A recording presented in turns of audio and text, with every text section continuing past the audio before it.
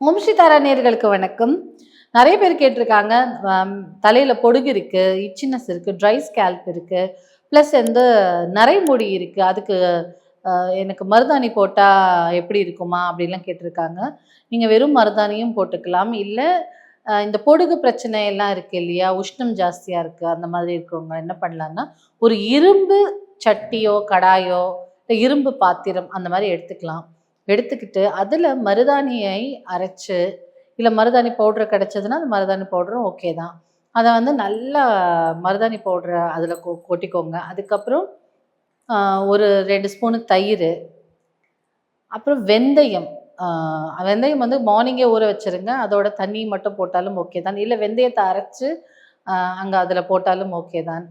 அந்த மாதிரி அரைச்சு வச்சுட்டு, ஒரு 2 ஸ்பூன் டீ தூளும் போட்டுக்கலாம். அது ஒரு ப்ரௌனிஷ் கலர் குடுக்கும். ஒரு மாதிரி கலந்து மருதாணியும் அதுவும் கலந்து ஒரு ப்ரௌனிஷ் கலர் குடுக்கும். அந்த மாதிரியான இத போட்டு நல்லா மிக்ஸ் பண்ணிட்டு, ஓவர் நைட் அப்படியே சோக் பண்ணி வச்சிடணும். நெக்ஸ்ட் டே மார்னிங் என்ன பண்ணணும்னா, நீங்க தலை குளிக்கும்போது, தலை குளிக்கிறதுக்கு ஒரு 1 ஹவர் முன்னாடி ரொம்ப நேரம் ஊற வச்சாலும் தலையில தண்ணி கோத்துக்கும், பாரமா இருக்கும். அதனால மிக்ஸ் இருக்கு இல்லையா? இத எடுத்து முதல்ல உச்சந்தலையிலேருந்து ஸ்டார்ட் பண்ணணும் லேடீஸ். ஃபர்ஸ்ட்டு ஒரு இந்த டை போடுற பிரஷ் வாங்குனீங்கன்னா, ஃபர்ஸ்ட்டு ஒரு சர்க்கிள் போடலாம். அங்க வந்து ஒரு மருதாணி போடலாம். அப்படியே சுத்தி, சுத்தி, சுத்தி ஒரு கொண்ட மாரி, சிவன் கொண்ட மாரி அப்படி சுத்திட்டே வரணும். அப்போ ஃபுல் ஹெட் கவர் ஆயிடும். சரி சப்போஸிங் மருதாணி சொட்டும் அப்படின்னு நினைச்சீங்கன்னா, ஷவர் கேப் இருக்கும். அத வாங்கி அது போட்டுக்கலாம். போட்டுக்கிட்டா உங்களுக்கு வந்து அந்த கழுத்துல படுறதோ, இல்ல நைட்டில படுறதோ, ட்ரெஸ்ல படுறதோ இருக்காது. நீங்க அப்படியே ஒரு 1 ஹவர் ஏதாவது வேலை செஞ்சுட்டு, அதுக்கப்புறம் அத அலசணும். அலசிட்டு அதுக்கப்புறம் நீங்க சீக்கா போட்டு அலசினாலும் ஓகே தான். இல்ல ஷாம்பு போட்டாலும் ஓகே தான். தவறாம உச்சி பொடிங்கிற ஒரு விஷயம் இருக்கும். தண்ணி கோத்துக்காம இருக்கிறதுக்கு. நீங்க ஆயுர்வேதிக் கடையில கேட்டா குடுப்பாங்க.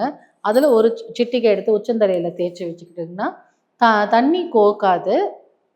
சாம்பிராணி இருந்ததுன்னா, கண்டிப்பா தலைக்கு சாம்பிராணி போடுங்க. போடும்போது பார்த்து, அந்த நெருப்பு துளிலாம் உங்க மேல விழாம பார்த்துக்கோங்க.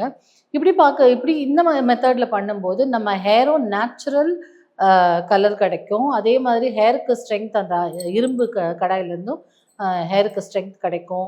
இந்த தயிர் எல்லாம் போட்டதுனால பொடுகு பொடுகு சம்மந்தப்பட்டமான விஷயங்கள், அது எல்லாமே கூட போகும். அ வெந்தயமே வந்து உஷ்ணத்தை தணிக்கக்கூடியது. அதனால அந்த உஷ்ணமும் போகும். டீ தூள் ஒரு ப்ரௌனிஷ் கலர் குடுக்கும். ஸோ அப்ப ஹேரும் கலர் அடிச்ச மாரி இருக்கும். மருதாணியும் கலர் குடுக்கும். ஸோ இதெல்லாம் போட்டு வச்சுக்கலாம். வச்சுட்டு மறுநாள் காலையில இந்த உச்சிப்பொடி போடும்போது, குளிச்சுட்டு உச்சிப்பொடி போடும்போது தலையில தலையில நீர் கோக்காது.